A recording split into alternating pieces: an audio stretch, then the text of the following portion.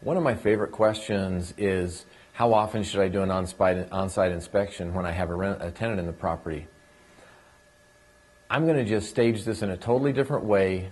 You react to it how you will, and let that help answer your question. I'm assuming that you're a homeowner and you've got a mortgage. That mortgage company has a vested interest in your house.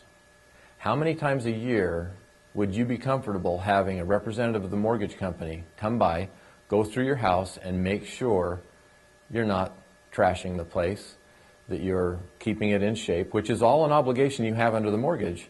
How many times a year are you comfortable having them come in and invade your home?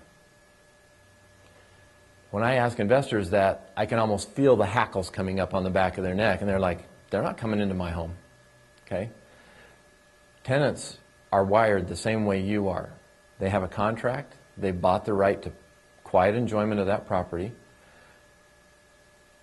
If you don't have a really good reason to go in and look at that house, don't.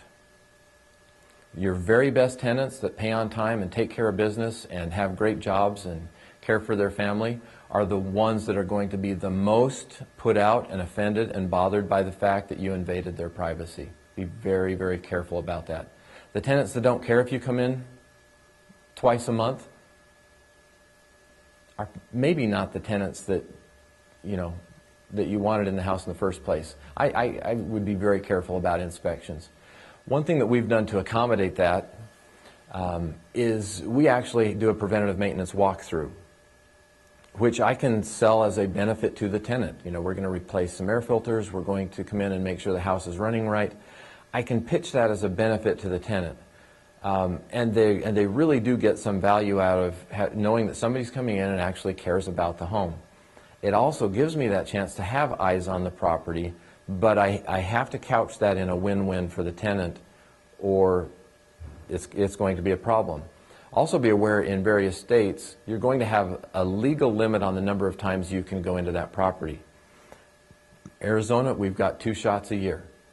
We can go in 48-hour notice, and in the context of your mortgage, think about what I'm saying in the harshest sense.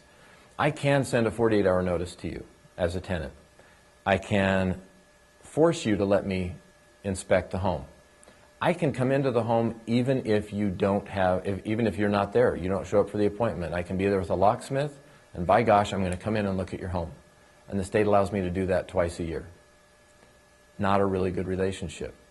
And those are probably going to show up somewhere in the way the house is treated too, because I now have a tenant that really thinks I'm a jerk. Those are there so that if there is a concern, if there's some reason to believe that there's something seriously wrong with the house, that's what those are for, not just for casual inspection.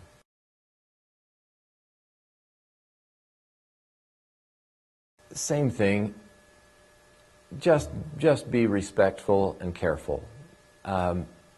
Every month I hear stories of tenants who have noticed that somebody, and they may have even met them, the owner of the property, seems to be paying a lot of attention. Peeking through the windows is an extreme case that we've had. Looking over the fence is more common, but shouldn't be happening. Driving by, if you just want to make sure that there aren't weeds in the yard and you want that warm fuzzy that the tenant is taking care of the house, do it.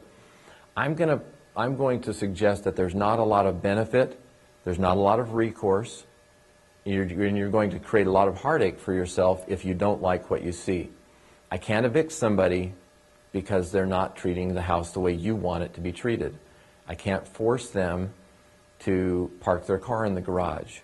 There are some things that we can enforce, but a lot of the other things, I think a lot of owners are just going to drive themselves crazy by paying too much, by worrying too much about things that they really can't change or that may not really matter at the end of the day.